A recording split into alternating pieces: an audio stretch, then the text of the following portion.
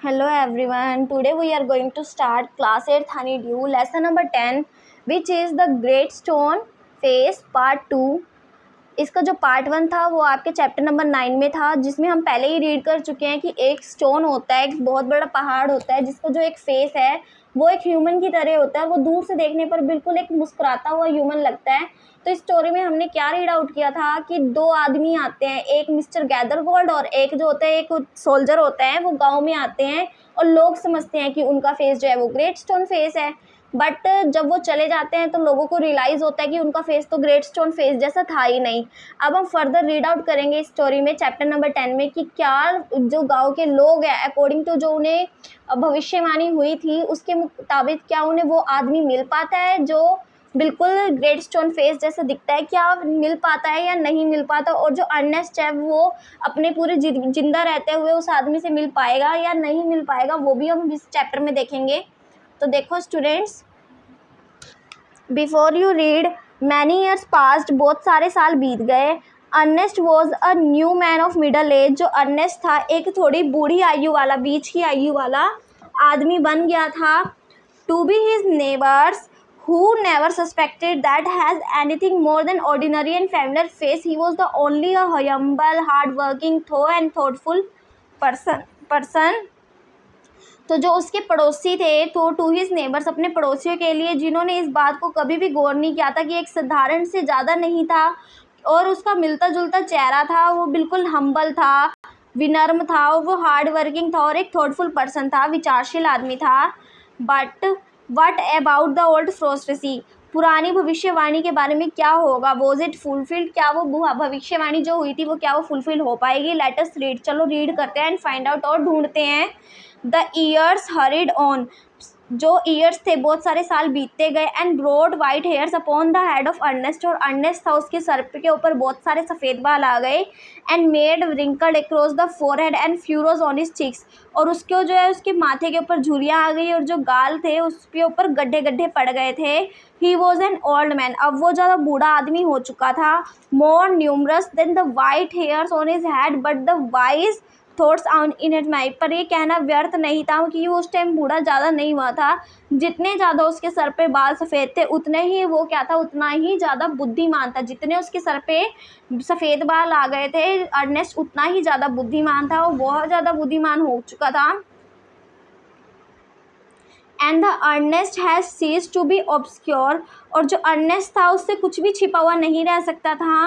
अनसॉट for undesired had come to the fame so many seek, बिना इच्छा किए प्रसिद्धि पा चुका और जिसकी कोई भी कामना नहीं है, जिसके मन में कोई भी इच्छा नहीं है। He had become the famous beyond the limits of the valley, और वो पूरी घाटी की सीमाओं तक, मतलब दूर दूर तक घाटी तक बहुत ज़्यादा फेमस हो चुका था।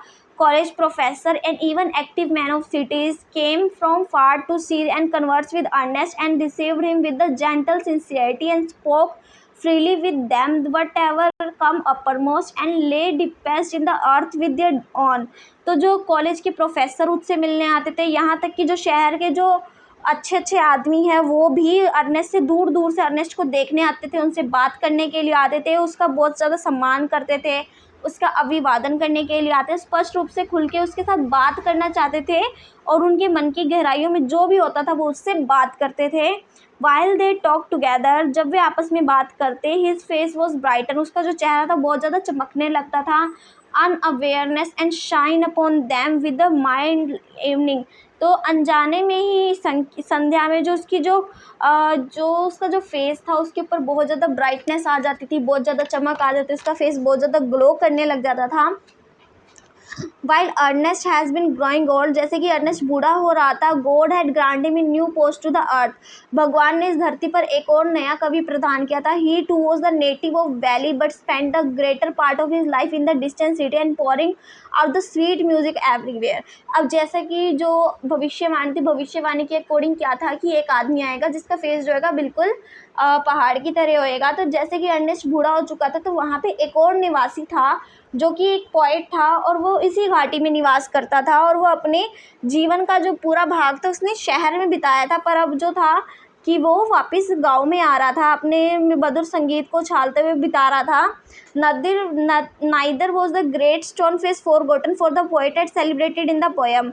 ये जो था, जो महान पथरीला चेहरा था, वो भी नहीं भुलाया जा सकता था, क्योंकि कवि ने कविता में इसके बारे में लिखा था। The songs of this poet point to be their Ernest.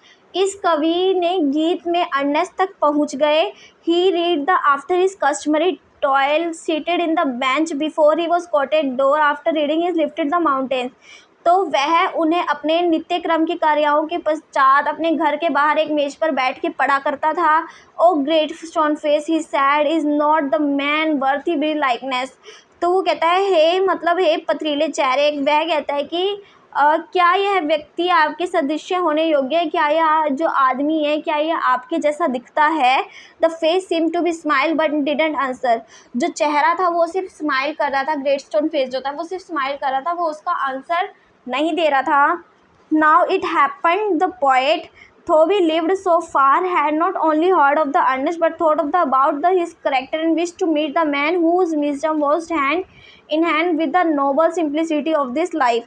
कुछ ऐसा घटित हुआ कि जो कि कवि मतलब जो दूर रह रहा था, उसने ना केवल अर्नेस्ट के बारे में सुना बल्कि उसके चरित्र के बारे में काफ़ी सोचा और उस आदमी से मिलने की इच्छा उसने प्रकट करी, क्योंकि उसने कभी जिसकी इतनी ज़्यादा बुद्धिमानता की जो कहानी है वो दूर दूर तक प्रसिद्ध है, वो ऐसे विनम्र आदि के साथ मिलना चाहता था। उसने अपनी इच्छा प्रकट करी। One summer day therefore he arrived the Ernest door. एक गर्मी के दिन में वो अर्नेस्ट के दरवाजे पर पहुंचा। Where he found the good old man reading the book. जहाँ उसने पाया कि एक बूढ़ा आदमी बुक को पढ़ रहा है। With glancing lovingly at the mountain from time to time, जबकि वो पर्वत की तरफ टाइम टू टाइम प्यारी नज़रों से देख रहा था। Good evening she said the poet. Poet ने कहा, can you give me night shelter? क्या आप मुझे रात को शेल्टर दोगे? क्या आप मुझे अपने घर में नाइट स्टैंड करने दोगे? Gladly answered Ernest. प्रसन्नतापूर्वक अर्नेस्ट ने आंसर दिया। And then he again smile, और वो उसने फिर से स्माइल किया। I think I never saw the great stone face look so kindly at stranger. मैं सोचता हूँ कि मैंने कभी विशाल पथरीले चेहरे को एक अजनबी पर इतना दयालु होते हुए कभी भी नहीं देखा था। The poet sat down beside him and he and Ernest talked together। जो पोएट था, जो कवि था, वो उसके पास बैठ गया और अर्नेस्ट और वो दोनों मिलकर बातें करने लगे। Never before had the poet talked with a man like Ernest. वो जो पोएट था उसने कभी भी अर्नेस्ट जैसे किसी भी आदमी के साथ कभी भी बात नहीं करी थी।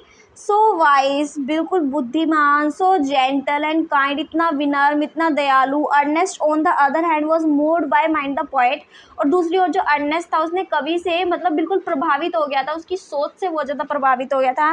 And Ernest listen to the poet. He imagine the great stone face was bending towards the eyed listen to. He gazed into the poet's eyes. तो जो अर्नेस्ट था उसने कवि को सुना, उसकी कल्पना के बारे में, जो महान पथरीला चेहरा था उसको मतलब उन्हें सुनने को मतलब आगे की ओर झुक रहा था। उसने कवि की आंखों में घूरा। Who are you gifted guest? He asked. उसने उससे पूछा कि आप जो कविताएं पढ़ रहे हो, जो तो आप मेरे गिफ्टेड गेस्ट हो, आप कौन हो मेरे प्रिय अतिथि, आप कौन हैं? उसने पूछा। The poet laid his finger on the book and said Ernest had been reading. तो कवि ने क्या किया, उस पुस्तक के ऊपर उंगली रख दी जो कि अर्नेस्ट पढ़ रहा था। You have read this poem said he. उसने पूछा कि तुम इन पोएम्स को पढ़ते हो। You know me and then how I wrote them. तुम मुझे जानते हो तब मैं इन्हें लिखता हूँ। Again and again Ernest explain the poet features. He turn towards the great stone face then back. He took his head and slighted. तो क्या हुआ, अर्नेस्ट कवि के जो गुण थे उसके बारे में निरीक्षण कर रहा था। फिर वो विशाल पथरीले चेहरे की ओर देखता और फिर वापस घूम जाता। उसने अपना सिर हिलाया और आह भरी। Why are you sad? Inquired the poet. Poet ने उससे पूछा कि आप सैड क्यों हो, क्यों उदास हो? Because replied Ernest. अर्नेस्ट ने उसे रिप्लाई दिया, all through life I awaited for fulfillment of prophecy। when I read these books I hope the might be fulfilled in you। जो अर्नेस्ट कह रहा था कि मैंने अपने पूरे जीवन जो है उस भविष्यवाणी की पूरी होने की कल्पना कर रहा था कि वो जब पूरी हो जाएगी, मैं प्रतीक्षा कर रहा था। पर मैंने जब आपको देखा कि मुझे लगा कि आप ही होगे वो आदमी और मेरी जो इच्छाएं हैं वो पूरी हो जाएंगी, पर ऐसा नहीं हुआ। इस चीज़ को लेके मैं बहुत ज़्यादा परेशान हूँ। You hoped, answer the poet. faintly smiled, to find me in the likeness of the great stone face. I am not worthy to be the likeness